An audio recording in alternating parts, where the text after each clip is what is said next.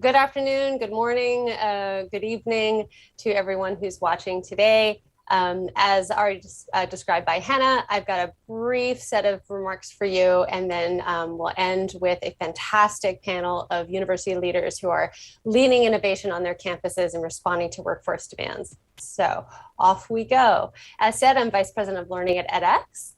edX is an online learning platform founded by Harvard and MIT almost 10 years ago. And one of the reasons why we're here today is to talk to you about what we are seeing around the globe, both from corporations and from universities, what they're doing, what they're responding to when it comes to workforce infused curriculum. Just a brief bit about edX. As already mentioned, we're an online learning platform, probably best known as MOOCs, but we do a lot more than that today. We do certainly individual courses at scale, but also programs and degrees. We deliver this to over 40 million learners worldwide through our educational partners, which of course includes our founders, Harvard and MIT, as well as Oxford. Universities aren't the only ones partnering with us. AWS, Google, IBM are also offering their content on our platform. We offer certifications in different forms, short courses, programs of multiple courses, and then just described degrees. And we're reaching over 40 million learners. We also have a really strong enterprise part of our business where we work directly with corporations, bringing the content from our partners to their employees. And we also work with universities, both on the educator provider side, building courses and programs, but then also using that curriculum, as I'll talk about further today, into universities' curriculum, bringing learning opportunities to their students, alumni, and so forth through the edX content. So that offering is called Online Campus, and since about early 2020, we've been offering this to over 1,000 institutions around the world using our courses in their curriculum. So what are we hearing? What are we seeing? I'm going to bring you some information, some statistics, some data that both we've gathered, but then also is just sort of making its way around higher ed, some of which might be familiar to you, but I'm putting in the context about how universities are responding, which will just kick us off for the conversation we're going to have with the panelists following my remarks. So you might be familiar with some of these statistics. In the United States, 40% of students who start a bachelor's program actually don't finish. So that's the summer no college. That's about 58 million Americans who started college but didn't finish. 58% of students are telling us that their decision to attend university or not is being influenced by COVID. And we're also hearing that many of them, even before the global pandemic, are quite interested in taking courses, if not fully online, at least partially online. And anyone who works at a university knows that despite how challenging last year has been, a lot of the benefits of online learning are really responding in learner-centric ways to students who are looking for more flexible ways to learn. So what are we hearing from universities? Well, we know from Inside Higher Ed survey of higher ed leaders that 87% of them are quite concerned that that students who are coming from lower incomes, that they are getting access to educational opportunities. They're thinking about universities, thinking about how they can better provide access to traditionally underrepresented students.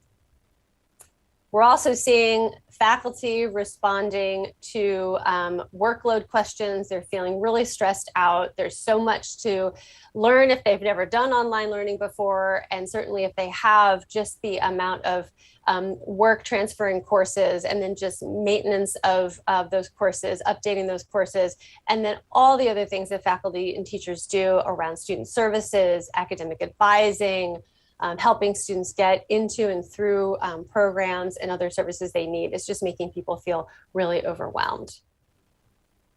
85% of universities leaders are telling us that they're looking for more online resources to help, and this is really across disciplines. So what are employers telling us? We work with, as I mentioned earlier, we work with enterprises who are looking to use the content offered by our educational partners into their organizations to upskill, reskill their employees.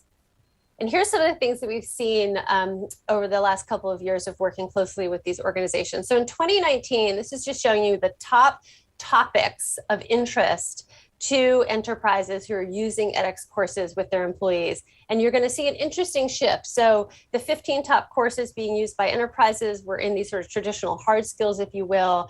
Then what we've seen over the past year is a huge surge in interest of more human skills, right? So I'm calling this from hard to human, things in leadership, communication, emotional intelligence, and certainly diversity and inclusion. So there's a real broadening of expectations around enterprises about what kinds of curriculum, what kinds of learning experiences they might be able to offer their employees beyond just hard skills, looking much more holistically at their employees, which I think is a great thing. It's also a fantastic opportunity for universities. So here are some statistics that might be a bit of a splash in the face for some, but I think they're a really important opportunity for higher ed to respond. So 2 million bachelor's degrees are offered a year. The degree is still incredibly important to people's launching their careers and their future success. We know the relationship between long-term economic support and a degree, or economic longevity and a degree. But what we're also seeing is a huge surge in credentials, shorter learning experiences that are certified. So 8 million industry credentials on a single digital credentialing platform. This is coming from Credly in 2020 alone. IBM has issued 3.7 million badges and have seen an increase in their own badging program of 61% last year. There's a growth in the number of organizations that are industry organizations that are creating credentials and certifications, both for their employees and offering them to the world. So we saw huge growth last year, 83% growth in the number of organizations who are designing credentials. And then this is really interesting, $28 million in revenue from alternative credentials generated in 2020 alone. This comes from 2U. So what I think this says is that higher ed definitely has an opportunity here to respond to this market, to offer their own credentials. And a way to do that flexibly is through online.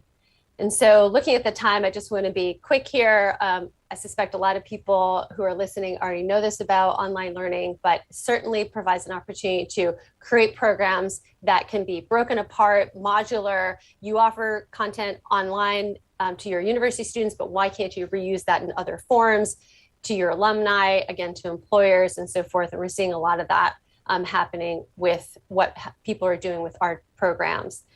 So here's just some of the examples of how this is being used. The universities that have been using the content on edX are doing it in multiple ways. They're using it directly into the classroom. Courses already on the books for credit, blending them into their curriculum. They're creating all new programs. They're creating electives. They're using them for their staff. They're doing alumni outreach with this content, and they're also supplementing learning. We saw last summer, summer 2020, we saw universities who traditionally would have students due to internships in person needing to find ways for those students to earn the credits over the summer. And so they were using a lot of online programs from us to be able to do so. So just some examples to get yourself thinking about it. And here's just some of the impact surveys of those using our content, using our courses, feeling the quality is very high, able to maintain continuity of learning during times of disruption, many of them doing so to be recognized through badges and certifications, and faculty are feeling a way to quickly build digital content into their curriculum, taking some of the development time and effort off of them. And then just as far as success stories, we're seeing students excelling through these courses and using them all kinds of ways, whether they're currently enrolled and supplementing their education, they've graduated and they're looking to launch, or in the case of Anthony, he's been well out of school for a long time, but he just wants to improve his life by getting an MBA online. And really the only way he can do it is online because he's a full-time dad and a full-time manager. So just some thoughts out there as we launch into this panel about what edX is seeing across the globe, both from our university partners offering content and also from the enterprises and universities who are utilizing our content. So thank you very much for your time. And now let's hear from this fantastic group of university leaders who are doing their own incredible initiatives in this space.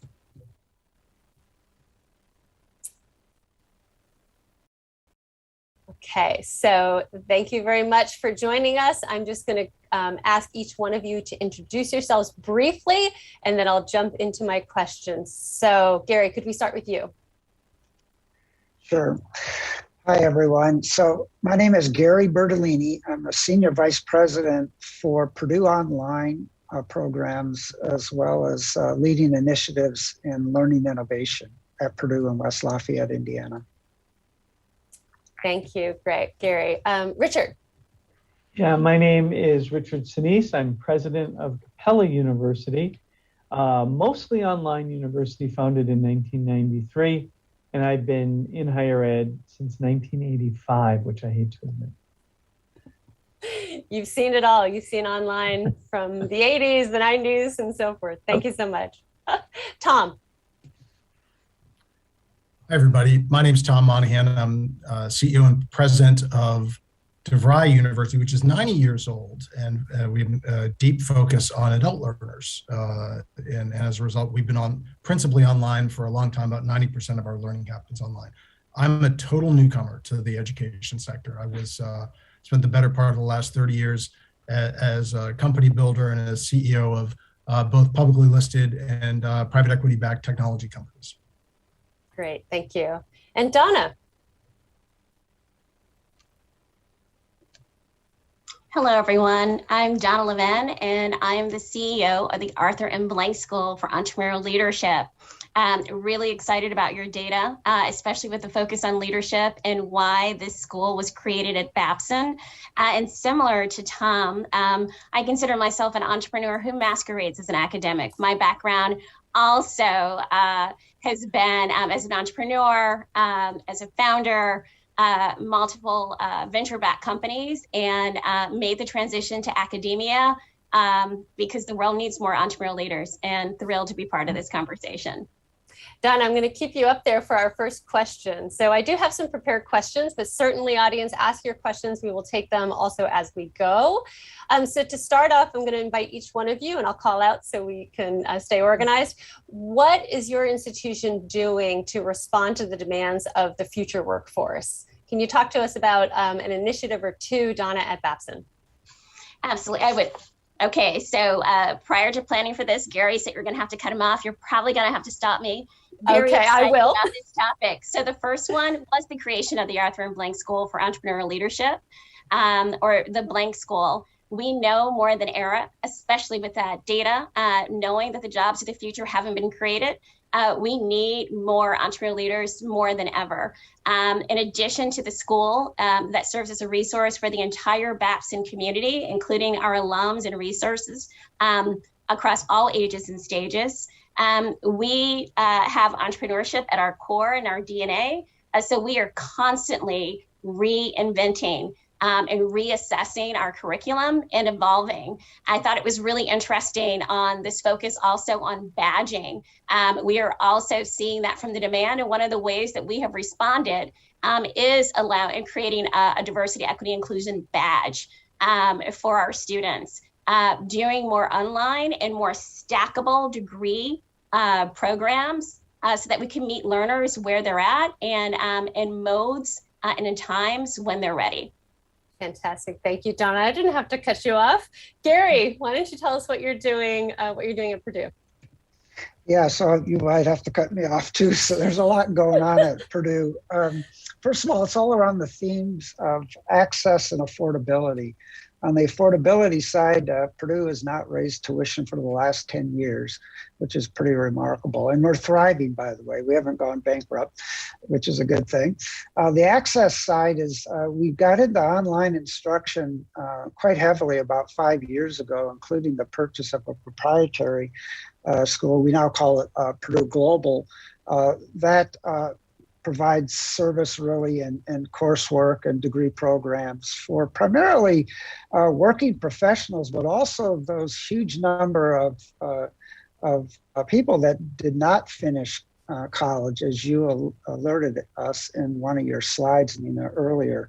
We also created Purdue Online, which is what I lead here, which is taking the Purdue West Lafayette brand and our greatest programs, especially in the areas of STEM, and offering those to working professionals through credit and non-credit programs.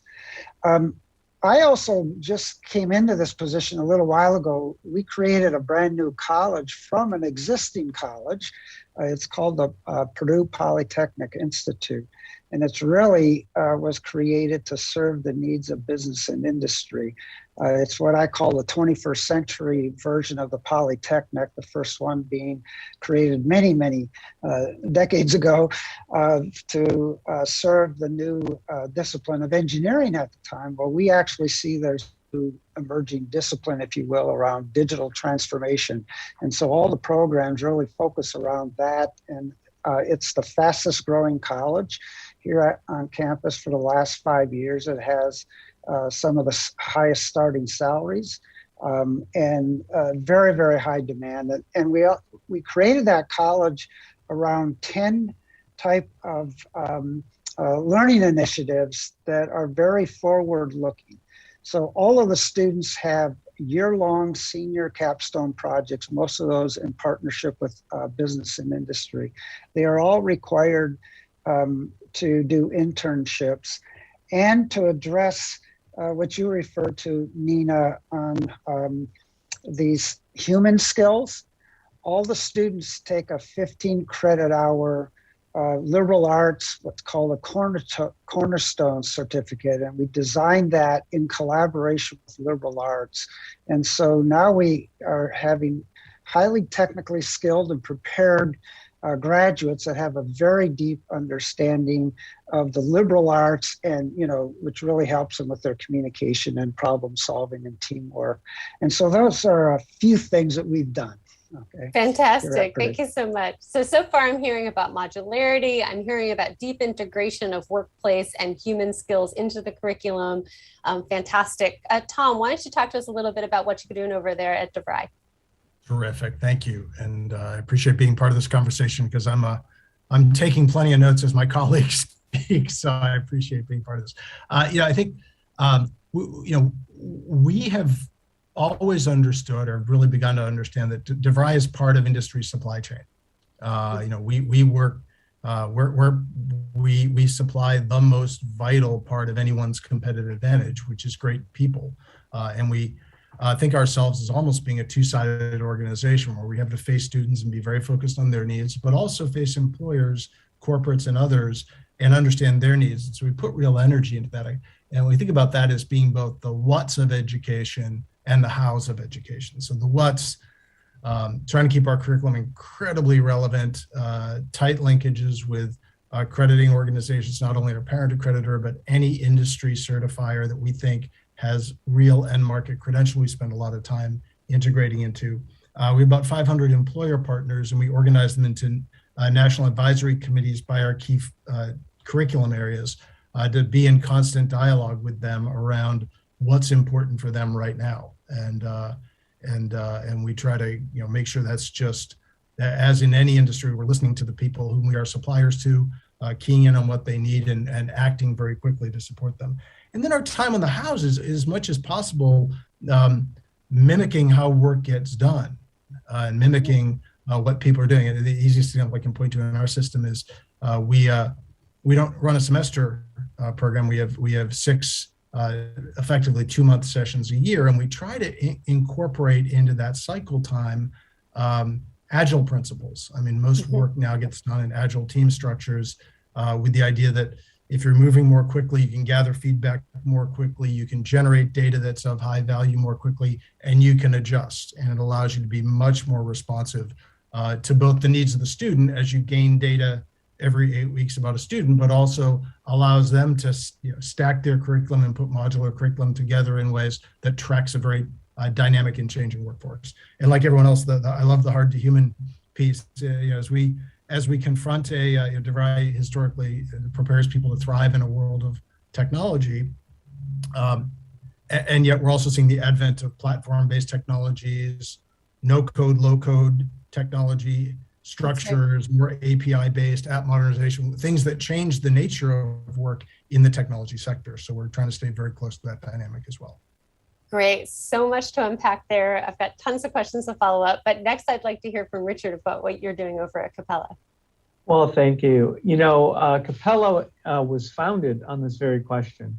How do we shorten the distance between education and employment? How do we help professional working adults advance in their careers? So we do a number of things. So on the education side of that equation, we have some very innovative pathways. The most famous of which, in a way, is something called FlexPath, which is a subscription-based model where learners are measured by the competencies they obtain, not by how long they're in a course. So learners are able to take up to 2 courses at any one time, be registered for up to 2 in a subscription period. If they finish one early, they can take a third. But it's all competency-based curriculum, and that's really important.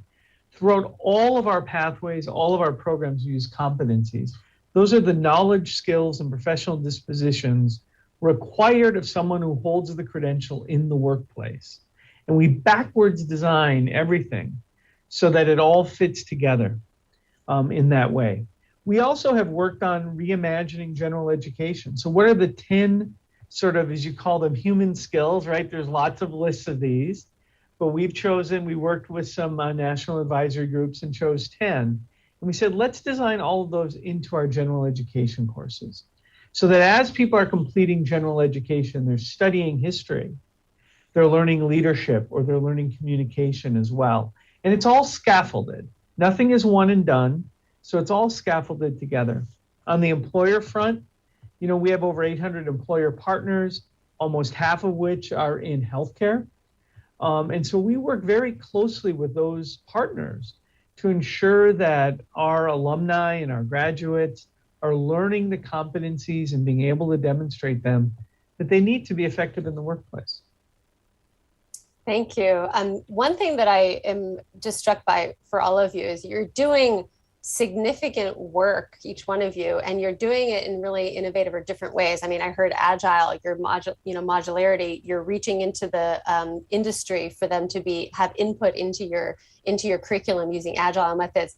I'd love to get into the nitty gritty because I want people in the time that we have to hear how some of this actually gets done.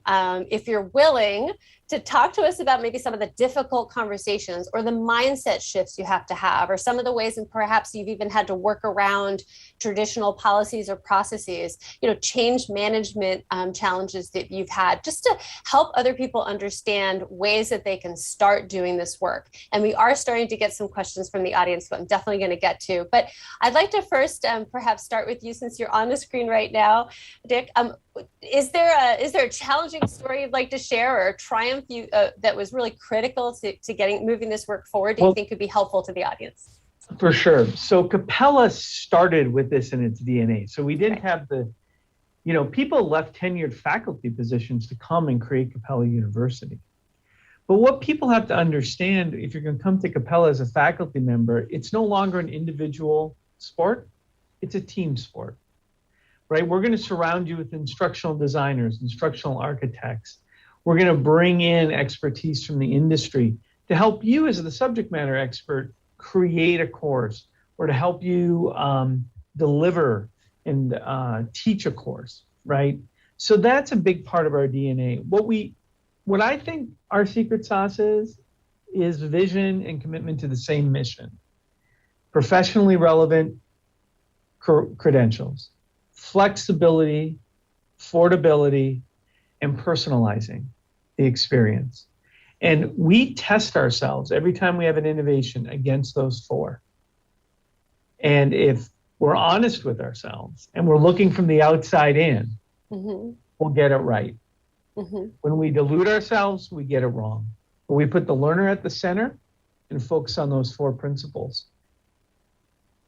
Great. Gary, I'm going to ask you, as a more traditional institution, not founded with all of the rules already broken, I'm curious if you might share with the group what are some of the mindset shifts or policy changes or just different ways of working that you needed to introduce?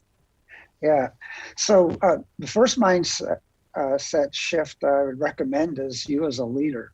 So I'm actually 39 years old. I just don't look it. I've aged tremendously over this process of transforming an entire college.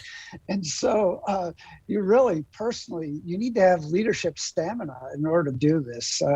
Purdue is a well-established university. It has tenure, has, systems and processes have been used for decades. And when you go in and challenge those things, you really, as a leader, need to be sure you know what it is that you want to do and stay focused on that. So you need to get yourself ready for this.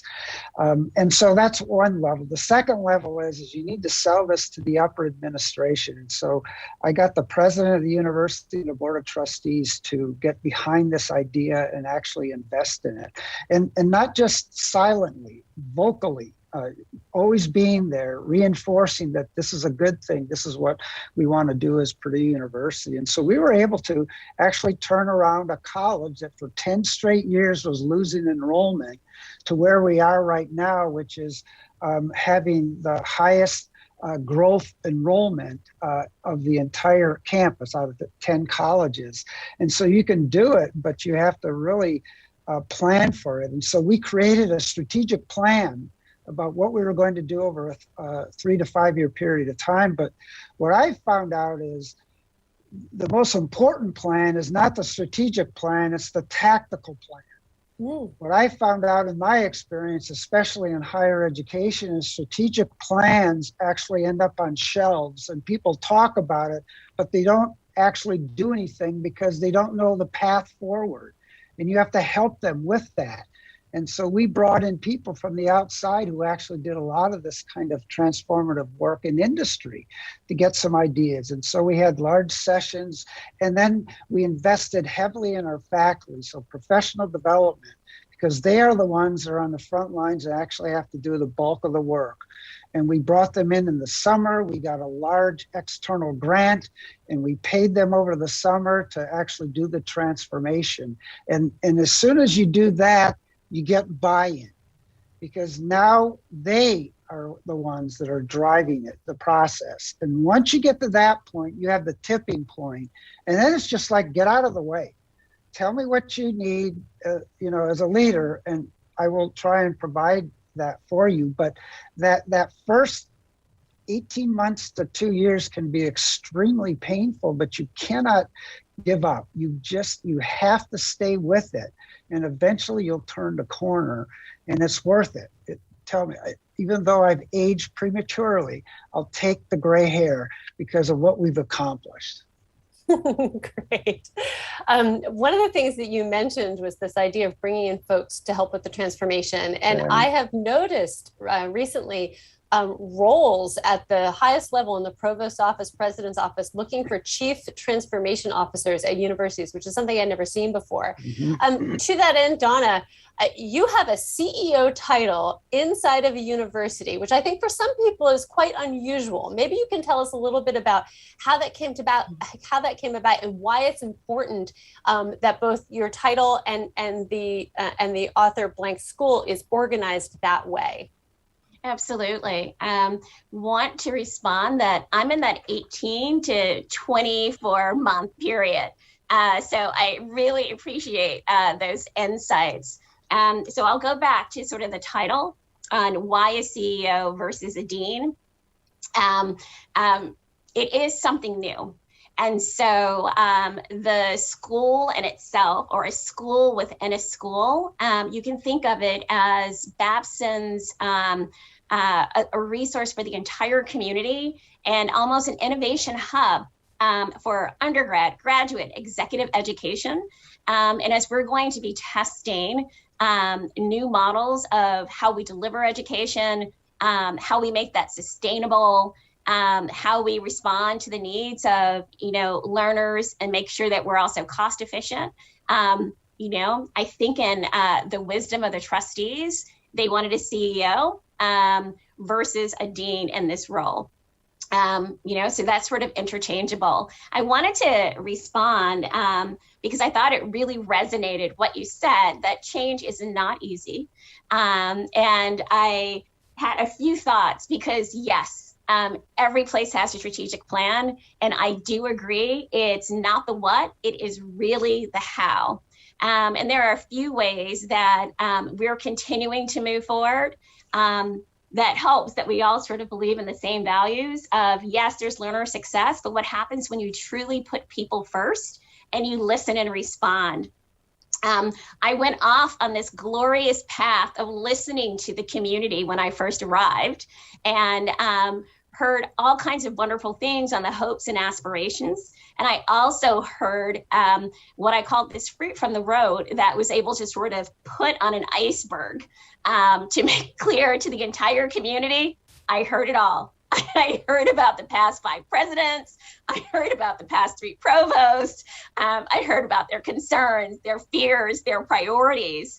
And we had to collectively decide on where are those areas where we are chipping away at the iceberg on certain issues, where are the ones where we're going completely around, and where are the ones that we're not going to touch. So what's that evolution versus revolution balance? We're still, going to the past, but it is so helpful when you have wins.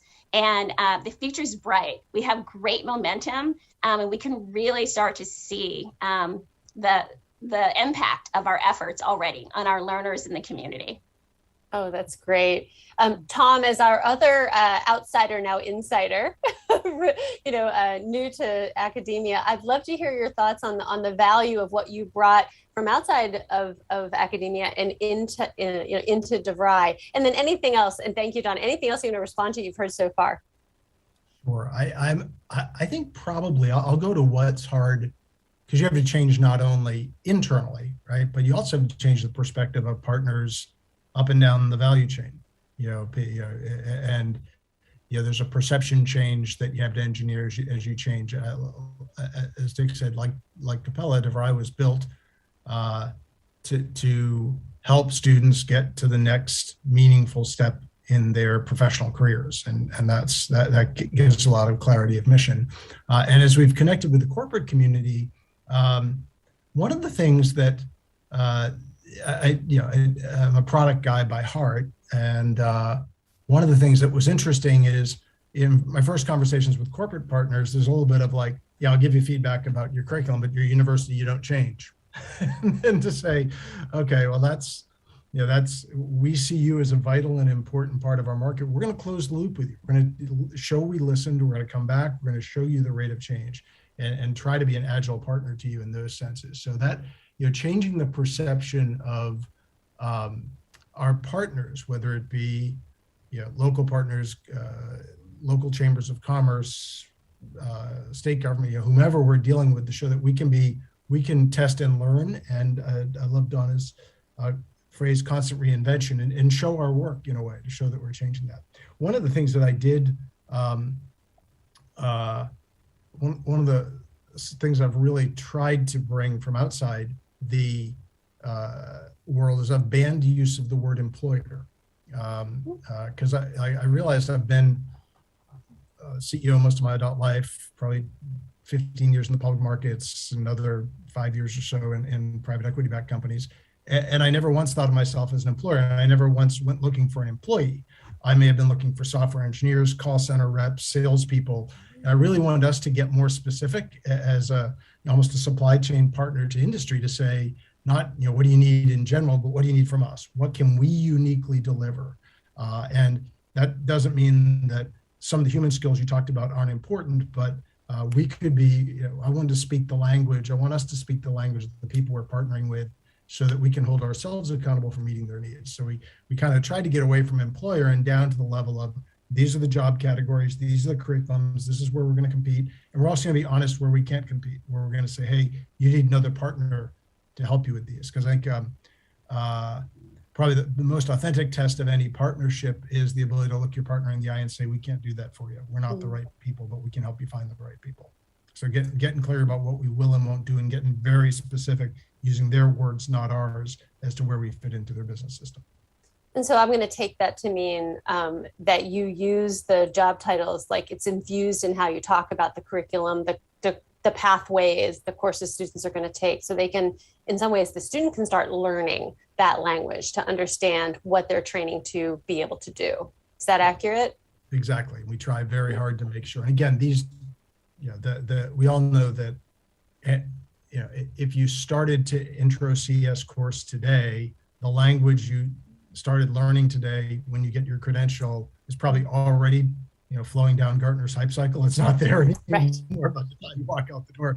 But the same token, understanding what are the, as you exit a computer science degree, an engineering technology degree, digital marketing degree, what are the sorts of next step roles that you ought to be targeting, and what do employers want someone in that role to have mastered? Right. I'm going to stick on this tactical specificity details thread because we've got some questions from the audience that are around that. I mean, people really want to know the how. So one of the questions we have coming in says, I heard stackable and modular a few times. How do universities recognize, vet, and assign credit to credentials from third-party providers, whether platforms like edX or badges and so forth? I will speak very briefly about what we do at edX, but I'd love to hear how any of you might be recognizing third-party credentials into your programs. So edX has a couple of credentials, our MicroMasters and our MicroBachelors programs. Both of those have credit pathways.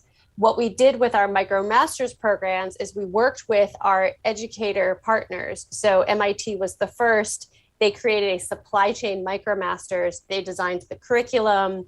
And together, we sort of figured out what does the market want, the learner market want in a potential credit pathway that also has in its own right value in just finishing the certificate program. So the MicroMasters credential on edX is going to be 20 to 50% of the credit required for a master's degree.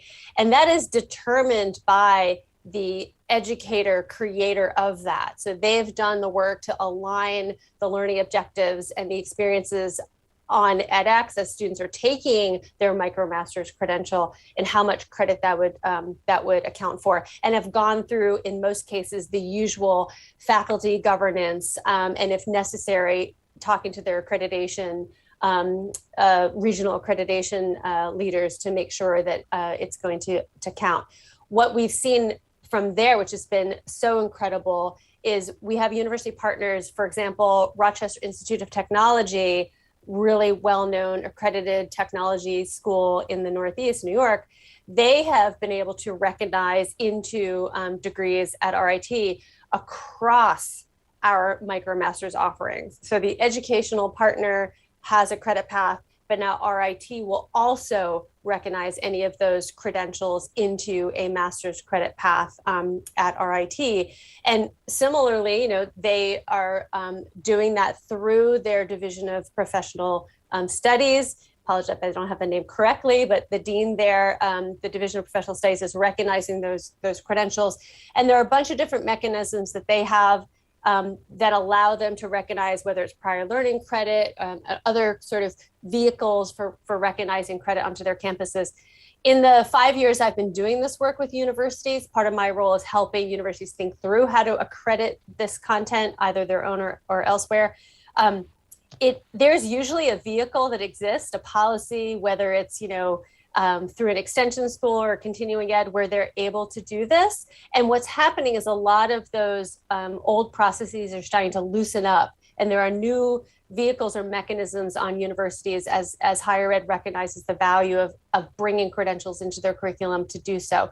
But I'd love to hear from the panelists if you have done some of this work, taking an industry credential or third-party content and incorporating as a credit pathway or recognizing in some way into your curriculums. And I'm not sure who's been doing that work, but just jump in. I'd love to. Great, yeah, I'd fantastic. love to jump Thanks. in. Thanks, Gary. So Thanks. I think it starts with a commitment by the organization and the university to recognize what might be called prior learning, right? And there are really about 4 types. There's transfer credit. Some other institution of higher learning has awarded credit for a course, and you can choose to take that or not. There's the third-party credentials that we're talking about. Google has a certificate, let's say. So the faculty in IT look at the Google certificate and they decide what competencies are covered, because again, we're competency-based, and what course then does that certificate qualify for? What course does it satisfy? Another way that sometimes happens is organizations, professional organizations like SHRM, the Society for Human Resource Management, has a number of things. So when we're looking at, say, a SHRM certificate, we'll look at the organization, how did they develop it, who's on the board of directors, and again, what are the competencies? And then finally, there's prior learning assessment. Somebody says, hey, I started off, we're seated in Minneapolis, the home of Target. I started off at Target as a cashier, and now I'm a buyer. I've learned some things. So how can Capella assess that prior learning and award credit? But this is a big equity issue. It's an issue that we have to get our heads around. My own story is I took a state and local government course at a community college. The four-year school I transferred to would not accept it when I first applied. After I was a political science major and the faculty knew me, they accepted the course. Once it was on the transcript, of course, I went to talk to the department head, said, this just isn't right. It's not fair. It's not how it should be. So there are mechanisms for doing it. It starts with a commitment and a belief that my intro psych class at St. Olaf College was not the only way to teach intro psych. And once we get beyond that, and if we ever got to an environment where in the United States, at least, a university wasn't judged solely on its own sort of what happens to its own students. Like if we had anywhere, anytime graduation, if universities and colleges understood, because this is true, that there is a lifetime value, there's a bottom line value to accepting transfer. And then lastly, I know I've gone on and on because I happen to be one of about 20 presidents on a task force by the American Council on Education, which for those of you not in the United States is probably the oldest education association looking at this very question. And I would urge you to look at our report and also the work of CALE, here again in the United States, the Center for Adult Education, Experiential Learning. I'm really glad you brought both those organizations up, and also that there are many colleges and university leadership looking at this. Transfer credit problem, it's gnarly. It's been around for a while. I've been in higher ed for 25 years, and I feel like it's actually now starting to loosen and some things are being recognized. I loved the idea you had is like, if we could figure out a way to measure maybe your university's contribution to a person's lifelong economic success, social success, community success, that might be better than just this one moment in time of graduation. How did you contribute to their overall lifetime experience? Exactly. That's fantastic. Because life happens. Life happens to learners. And Yeah. the 4 years they happen to be at institution A, maybe life happened. And they got their degree ultimately somewhere else. But you were a part of that story at the beginning. You're part Yeah. of the story. Yeah. Anybody else want to respond to the question we have from our audience about how you're recognizing micro-credentials, digital badges, third-party vendor content?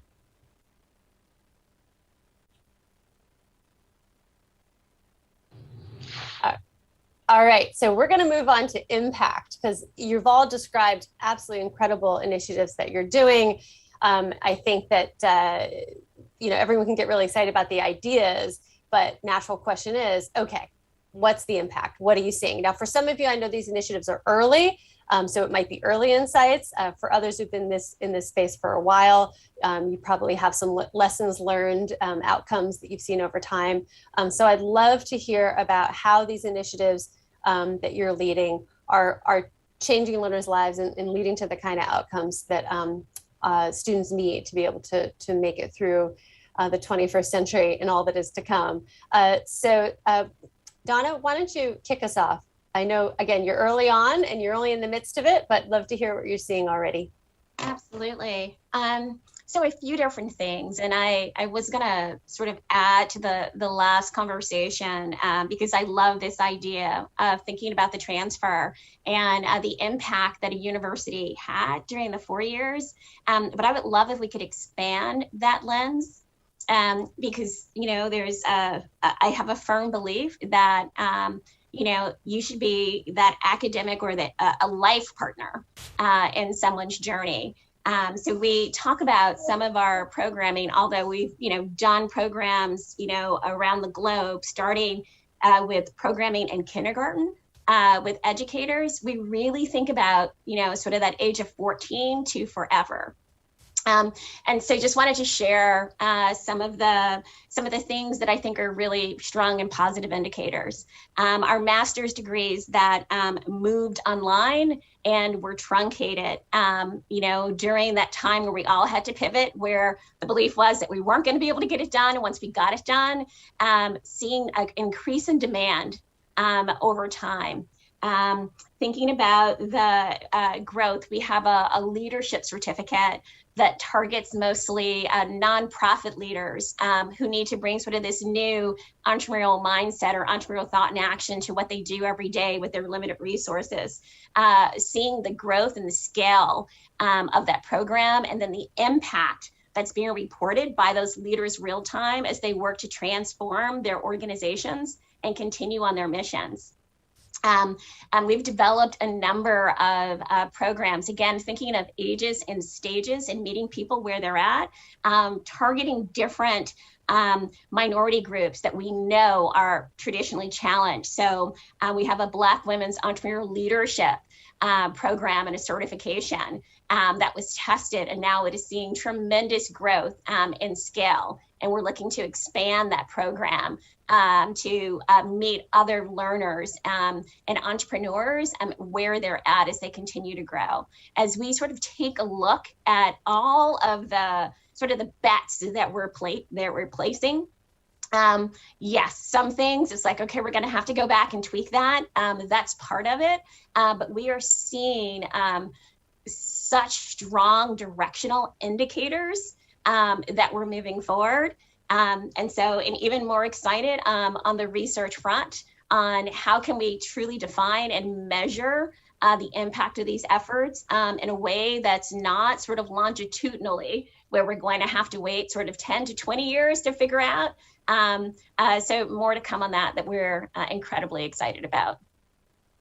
I do think that, we have this, it's either immediately how many graduate or, where are they in X number of years? And there's so much that's going on in between there that we really, could get better insight into, not only to see the success of programs, but also how to be able to iterate on them and make changes. Exactly. So we've had this conversation. So yes, am I proud that I think it's the 26th consecutive year being named number one in entrepreneurship, or the employment rate, one of the highest employment rates for the class that graduated during the pandemic, and the highest pay rate for our students of color ever. In the history of Babson. All those are fantastic, and they absolutely should be celebrated. And to this point that life happens and life continues to happen, after graduation and for many years to come. We're also seeing that positive feedback. So one of the things that we do customize is that we'll work with an employer. I don't know what employers I have the name to sort of put out there, but many of them are trying to figure out how are they working on some of the issues that you raised on leadership, communications, diversity, equity, inclusion. How do we think about this? And customizing programs for them that are impactful, that start off with a certificate or a certification for leadership, and then very quickly expand to their entire organization. Yeah, that's folks out there might be just trying to launch the first thing, and so don't want to overwhelm you, but that's definitely something that we've seen too, is you can start with a small program, but there's almost always more there to do with an enterprise, for sure. Gary, I know you've already shared a little bit about how this has been fantastic for one of the schools on campus in terms of their enrollment growth. What other outcomes could you share with us, whether or not maybe how it's changed the institution internally, but then certainly what's happening with the learners who are going through Purdue? Yeah, so I did already share about the growth, but we also have some of the highest starting salaries across the entire campus, which is, I think, one of the most important outcomes because it shows the demand for the students. And most of our students get multiple job offers, which is really a good thing. There's a couple other little things we've increased, but they're important. Our first year retention rate is up over 95% now, which is pretty incredible for a public university. And it's because of the attractiveness of the program, as well as some of the innovations we've done in the classroom itself. The biggest thing, I believe that's what happened, is that the entire university has adopted some of what I've talked about. We have just started on a new initiative that is being funded by the board of trustees, and the president has his full support. It's called Transformation Education 2.0. And it's 2.0 because 1.0 was really the Polytechnic College, right? And so they're taking some of these initiatives that we started in that single college, and we're starting to apply it across the entire campus. There's a huge initiative that's just been started. That's part of my new role here at Purdue. But there's actually some other things that are I think, pretty remarkable. Because of the unique nature of the curriculum and these 10 elements of the transformation, we've actually applied it to K through 12. And so we started what we call Purdue Polytechnic High Schools in high need inner city areas in the state of Indiana. So we started a high school in downtown Indianapolis. After 2 years and some success, we added another one in Indianapolis. We added one in South Bend, Indiana 2 years ago, and we're looking to expand that in other high need communities within the state of Indiana. And we are already getting graduates that are coming into Purdue this fall for the first time, and in fact 40 from the first graduating class, where we were getting about 5 students a year from the entire city of the Indianapolis Public Schools. And so we're starting to apply some of this innovation even at K through 12, because we know that we have to do something there. We just can't sit back and expect the students to keep on coming. We have to have a stake in it. And so further down that line, Purdue recently in a few rankings, and you can decide yourself whether you think these rankings are worth anything or not, but Purdue has been recognized at least in the top 5 in a couple of rankings as the most innovative universities in the country. And I think a lot of it's because of our real focus on undergraduate education, especially looking forward towards workforce needs in our nation. I'm so glad that you brought up K through 12. We tend to focus mostly on when they get to campus in a traditional age or beyond. I've always thought that dual enrollment, I know, not as many universities really have programs or accept as much as they should, but what a great opportunity to help communities, to help students get an edge. Yeah, let me just add one quick thing to that, is that these students that graduate, they get automatic admission into Purdue if they meet just the minimum standards that we have. And that's a big deal because we have like 50 to 60,000 applicants every year, and only about 8,000 come in. They go to the front of the line. This actually is a really big deal. And so that's the stake that we put into this. It's highly successful. It may not be part of DeVry's approach. You talked about supply chain though, Tom. And so I'm wondering if you think about, along the learner, supply chain, the sort of like demand side, are you reaching that young? Are you going older? And then again, back to my original question about outcomes. Love to hear your comments there. I'll start with the outcomes. It's funny, we're celebrating the 10th anniversary of Marc Andreessen's seminal memo 10 years ago, where he said, software is eating the world, and he was bang on with that. And I think I talked to an entrepreneur whom I deeply respect this past summer, and now that software has eaten the world, they made a point that was, for the second time, when Andreessen made that point, I sort of sat there like a stunned mullet, as the Australians would say, for a bit. And this entrepreneur made a point that really made me sit there again like a stunned mullet. He said, I don't think there's really any such thing as distinctive business models anymore. I just think every organization is a database with a set of end market applications. And I was like, oh, that's a pretty powerful way of thinking about it. And it's informed our thinking at DeVry as to, how are we capturing more data about our students, about their journeys. And it's led to really tremendous increases in session on session persistence, kind of students. And it's not a big bang thing. It's a fine tune every session, learning more and more, bringing more predictive analytics to the fold and making great decisions. And for an adult learner, that persistence, that stick-to-itiveness is the single most important thing we can enable by bringing large-scale data, high-velocity data, and predictive analytics to bear. And we're trying to bring the same thing to the employer relationships. Can we find our way, to gathering good information, not only sort of moment one, but later on.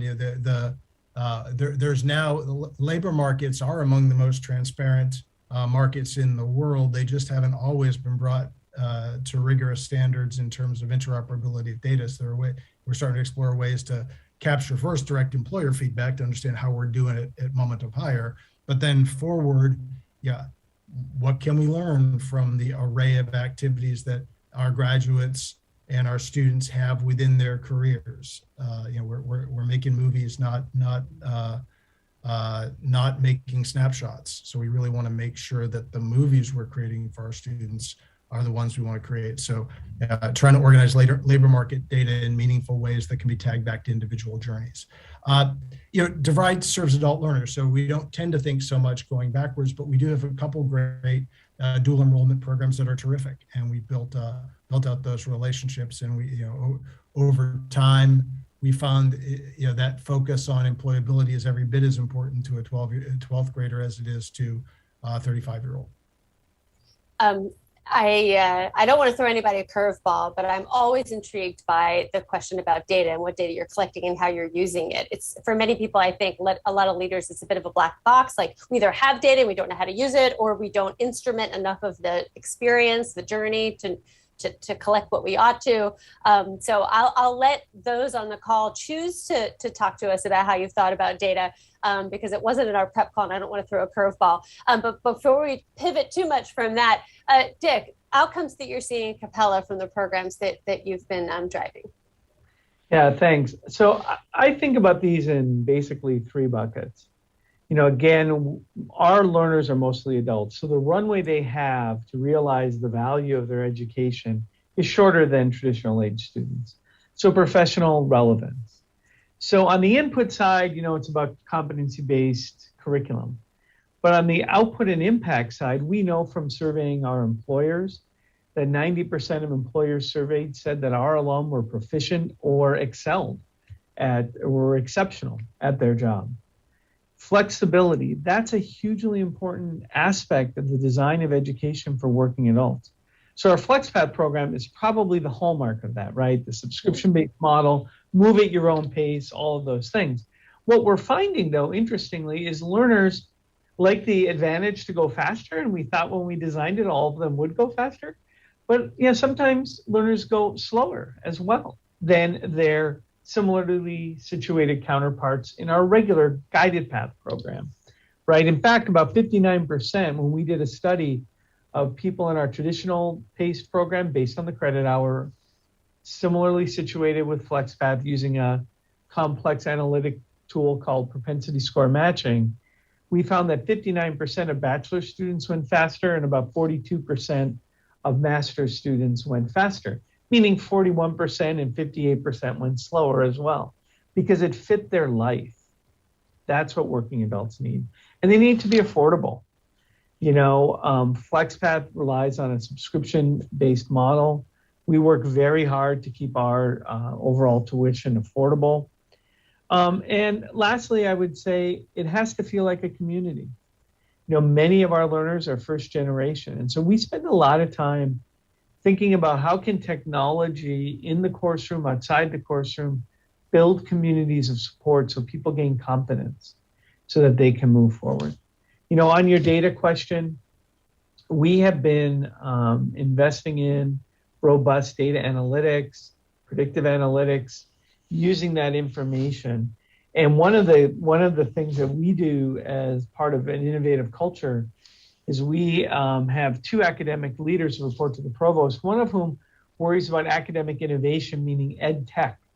How are we going to add gamification? How are we going to change those discussions to something that's engaging? And the other leader in that space worries about pathways. How do we reconstruct a pathway so that we are more flexible, so that we can take in more PLA, we can do more work embedded learning, all of these things. So we're constantly looking at that, at those questions. Yeah, and I think, again, it just gives you insight into what you're doing to be able to make changes quicker when you have some of that data coming in earlier than our typical, much longer term touch points. Yeah. Donna, you mentioned something that I'd just like it to come back to. You mentioned some groups that students are forming, or that Babson has been facilitating to create community. I'm thinking of what Dick just said about community. I'd love to hear how you think about the important sort of social networking, small n, the sort of social networking and community building around particular demographics or interest groups or what have you, that is part and parcel of the work that you're doing in the entrepreneurship space. Why are those a critical piece of the programming? Absolutely. So I love that question. And can I do a quick yes and on the data question? Because you've got a bunch of us, we all love data. Think about that from sort of traditional ways on sort of what the numbers tells us. And then on the things that we know, and just some of those insights that as we go through and take a look, have really informed a lot of our programming and the way we think about it. So just a few quick examples, and we're going to go into sort of the networks, but like the power of affinity programs, by sort of taking a look at what that data tells us. We have a program or a center for the Center for Women's and Entrepreneurial Leadership. And notice by looking at that data nationally on how female students compare, if we're looking at gender, and there is still a wage gap, so many years out, but we found that the students who went through that program fared better than the overall national average. And so the importance of the affinity program and why we needed to do more and explore more.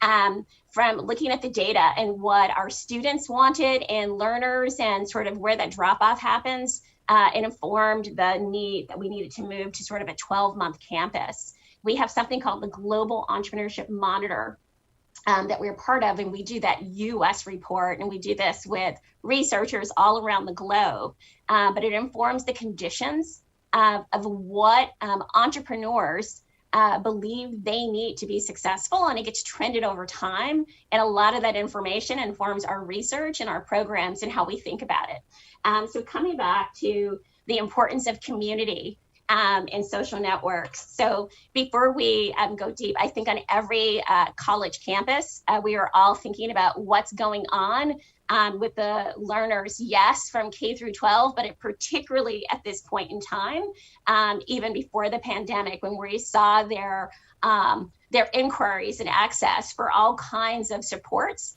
was continuing to grow, and this feeling of isolation. And then what happened?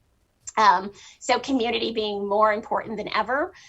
We provide a number of different opportunities at Babson for you to engage and to potentially live with, students who come from homes with family entrepreneurship. If you were looking for that community, we can make sure that you get plugged in that community. We actually have an Institute for Family Entrepreneurship, but you may not even know about that when you declare that interest. So we tried really hard to make that happen early on in the process, and then to keep following up and asking those questions and monitoring. I think everyone will agree the importance of the social network and the lack of those social networks being a real challenge and a determinant on the future. If we're thinking about from an employer's perspective, I think we know that if you know someone at an established company, you're 9 times more likely to get the interview. So we do a number of things. So one of the things that we've been focused on at Babson and the Entrepreneur, particularly at the Blank School, is something that we call our Entrepreneur Leadership Village. This is a physical place that's being established, but it's also a virtual place. And it's a virtual place that's open to anyone around the globe to come and to start to build your network, to make those connections, to come and ask those questions, and to connect with leaders and access resources that you may not have had access to. We bring the community back together, and in the spirit of lifelong learning, we have something called Babson Connect Worldwide, where we host events all over the world to bring those communities together and to expand those networks and to invite others in on the spirit of constantly trying to sort of reinforce this network. And so some of those programs I mentioned, part of that secret sauce, and I think we all know, is really getting to the network and leveraging tools and resources that can help you figure out if you know someone who might know someone at a given location to help you expand your network. It's incredible, Donna. And I want to ask, how did you keep carrying that on during COVID when things had to be virtual? But I also see that we're coming up really close on the end of our session. We have about 2 more minutes. So encouragement to the audience that if you have a question, get it in soon because we're going to be closing out. But I would like to invite my panelists, as we potentially wait for an audience question to come in, to perhaps to respond to anything that you've heard from your colleagues, whether it's like how you're building community or the data question that I asked, the ways that you're thinking about the continued connection to your learners beyond when they're engaging directly with your programs. Because I heard a lot of that in the interest from learners to continue to be connected to their institutions in some way. So I open it up to the floor of who wants to jump in. No, I just want to add, I think for us at Capella, one of the things we really focused on, in spite of us being, technology driven, we use a lot of technology in many, many ways, is that education is ultimately interpersonal. It's ultimately a learner and a faculty member, and they each make an image of each other in their minds, just like we all do, right? And the more we can do to decrease that interpersonal distance through the use of video or maybe some cool ed tech or gamification or whatever it is, the more we're going to garner the learner's discretionary time, their engagement, and the more we can build relationships, to Donna's point, between learners and learners, learners and alumni, and create that web. Sociologists call it weak ties. And that's where you really get the benefits from employment, access to opportunities through weak ties. All right. I'm being told that we have to wrap up. The title of this or the theme of this presentation or this panel was about building the curriculum to respond to the workforce. And I think one of the things that's been really highlighted by all the members here is that the curriculum is not just the courses that you're designing, and offering through your programs. There's so much connective tissue of what the curriculum means, including these affinity groups and continued relationships between faculty and students outside of the classroom, and then engaging with learners once they maybe physically leave your campuses. Thank you so much to my panelists. You're all incredible leaders at your institutions, and we appreciate the time that you spent with us today. And thank you to the Times Higher Ed for having us.